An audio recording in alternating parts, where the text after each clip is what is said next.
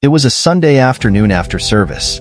As a church worker, I had to stay back for a meeting, so I was heading home later than usual. That's when I saw him again, Femi, tall, dark, and strikingly handsome, with eyes that seemed to hold secrets and a smile that could stop time.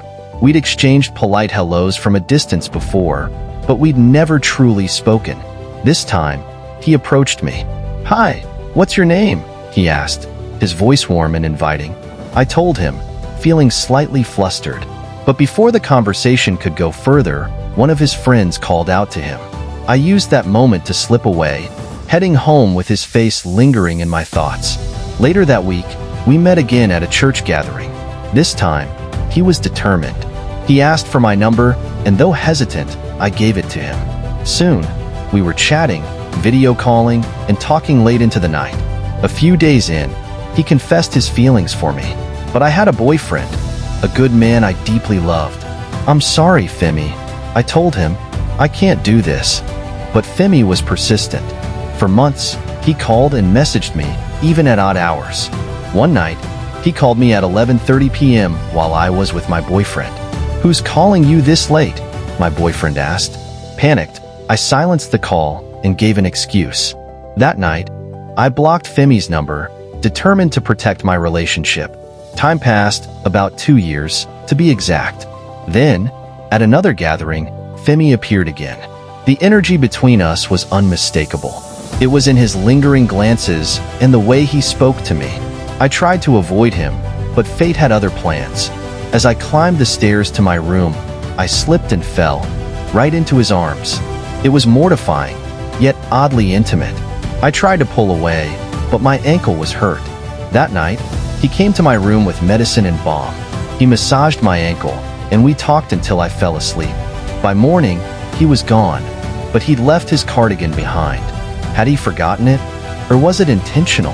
The thought consumed me. I decided to return it to him, so I unblocked his number and sent him a message. He was surprised to hear from me, but grateful. He promised to meet me the next day to collect it, though he didn't show up until the weekend. When he finally came, we ended up talking for hours outside my house. At one point, I mentioned my Sunday outfit wasn't ironed. "You can press it at my place," he offered casually. To my surprise, I agreed. At his house, I couldn't help but notice how well organized everything was. "Are you planning to get married soon?" I teased. He laughed. "Not really, but if a wife comes along, she'd be lucky," he said with a grin. We both laughed it off, but the tension between us was undeniable. Despite my commitment to my boyfriend, I couldn't seem to stay away from Femi. There was something about him. His kindness, his attention, his unwavering presence. Our conversations became a daily ritual, and before I knew it, I was visiting his place more often. Then, one day, it happened. I knew it was wrong, but in that moment, I didn't want to resist. Later, I asked him about his relationship status, and to my shock, he admitted he had a girlfriend. "Why didn't you tell me?" I asked, hurt and angry. Why didn't I see this coming? I went home that night feeling a storm of emotions. Guilt, anger, confusion. I knew I needed to end things with Femi, but it wasn't easy. For 2 months, we kept talking until I finally decided to cut ties for good. But now, the guilt weighs heavily on me. I'm still with my boyfriend and I wonder, should I tell him what happened? Should I confess everything or carry this secret to my grave? If you were in my shoes, what would you do?